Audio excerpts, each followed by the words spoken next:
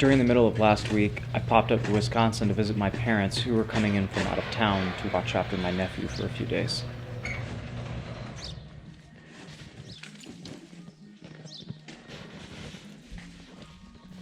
The 2-hour drive gave me a little bit of pause, but allowed me to focus more on the existing issues that I know need addressing. So, I do have to shovel all of this out, but before that, priorities need to happen. I need to make sure that this thing can even run. Yeah, the joys of owning a vintage vehicle.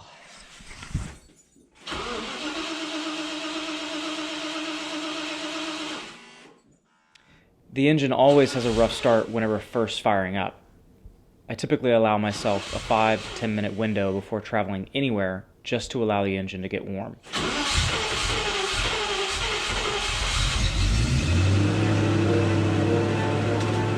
Once moving, it operates without much complaint.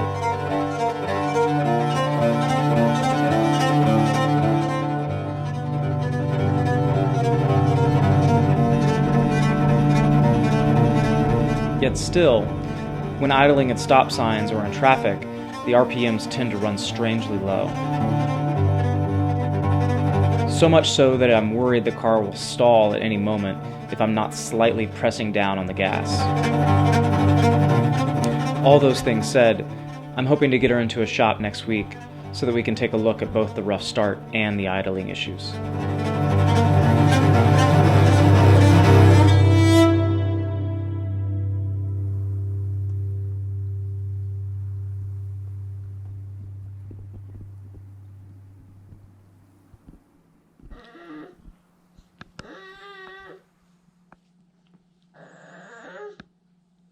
What you see? Look at that. It looks like everything about him moves. Why didn't it move a minute ago?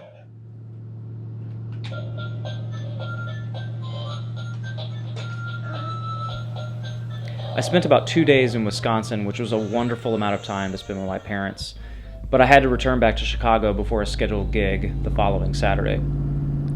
Overall, the drive back was smoother than the way up. Yet, towards the end of the 2-hour trip, I did have some engine hesitation again. I was finding that the car wouldn't want to pick up when the accelerator was pressed. Now we're adding that to the list.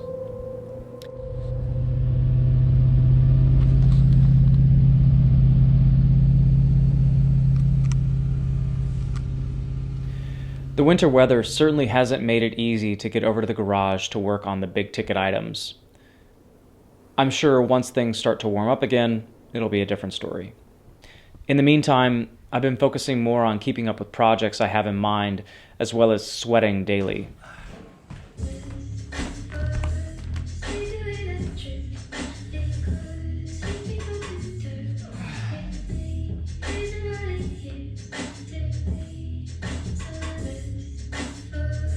Even if it's just for about 20 minutes of moving through a set of range of motions, I've been finding it's given me way more energy throughout the day.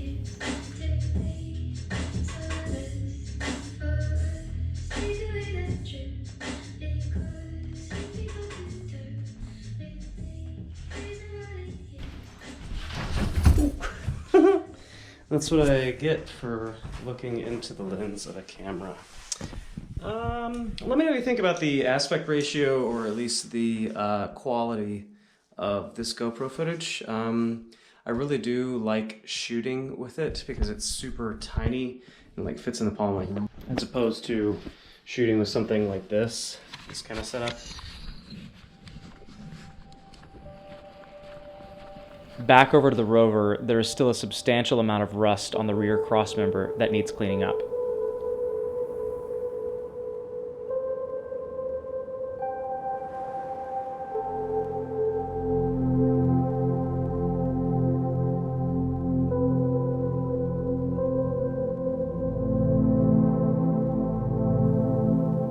Before hitting that, I'm currently focusing on trying to get more creature comforts into the cockpit, i.e. soundproofing, carpet, heat, and reinstalling the dash. little by little these things are falling into place.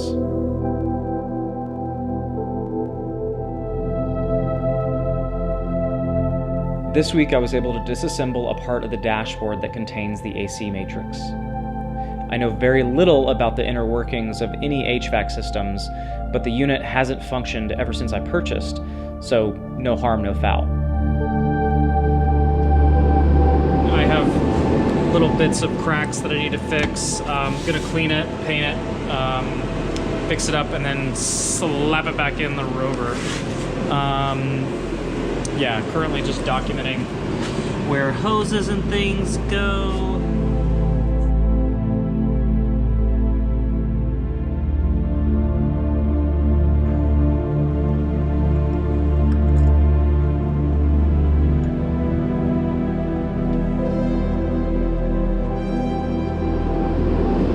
What I'm going to do tonight is I'm going to clean up these components, clean up this one and this one, and then we've got some pretty substantial cracks.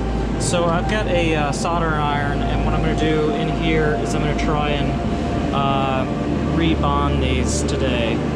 That is the plan. After I clean them, then try and rebond them.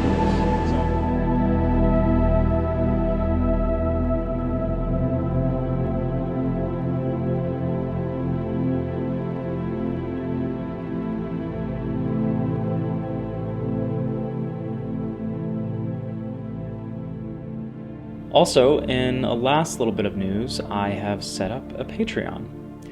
I've been making videos and films for well over a decade now, and monetizing those creations has always been a puzzling challenge. If you find any value in the things that I make and want to support me in my craft, consider becoming a patron.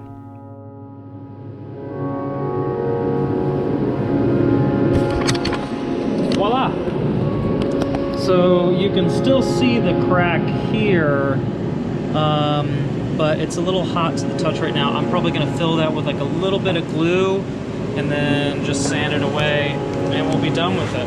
That was split in the middle, so that's a good handy little trick. Remember, use a soldering iron to heat up the plastic, and then it acts as a kind of a glue for itself, like welding metal. You weld the plastic back together. Find that pretty handy.